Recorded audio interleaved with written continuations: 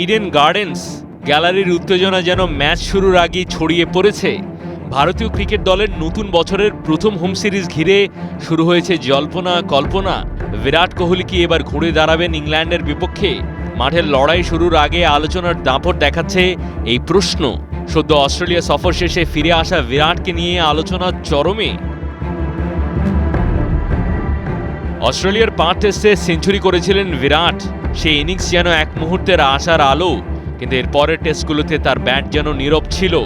বড় রান পাননি।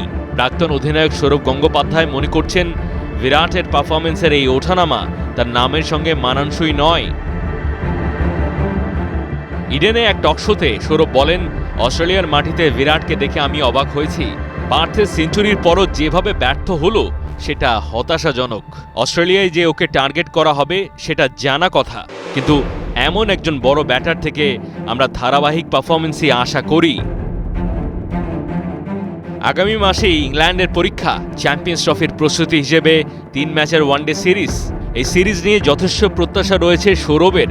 বিরাটের প্রসঙ্গে তিনি বলেন, ইংল্যান্ডের বিপক্ষে ওর জন্য এটা চ্যালেঞ্জের সিরিজ। বড় ব্যাটাররা চ্যালেঞ্জ নিতে জানে, বিরাটকেও এবার এই চ্যালেঞ্জটা নিতে হবে। ভারতীয় দলের জন্য বড় টার্গেট চ্যাম্পিয়ন্স ট্রফি। সৌরভের বিশ্বাস এই ফরম্যাট বিরাট কোহলির জন্য আদর্শ। ওয়ানডে ফরম্যাটে বিরাটের সাফল্য প্রশ্নাতীত। চ্যাম্পিয়ন্স ট্রফিতেও সাফল্য পাবে এই প্রত্যাশা থাকবে। ভারতেরও ট্রফি জেতার প্রবল সম্ভাবনা রয়েছে। ইডেনে মহারণ, ইংল্যান্ডে চ্যালেঞ্জ এবং চ্যাম্পিয়ন্স ট্রফি জয় সবই এখন বিরাট কোহলির কাছে ফিরে আসার সুযোগ। সৌরভের বার্তা একটাই, বড় ব্যাটাররা হারতে জানে না, তাই বিরাটের সামনে এখন শুধু সময়ের অপেক্ষা।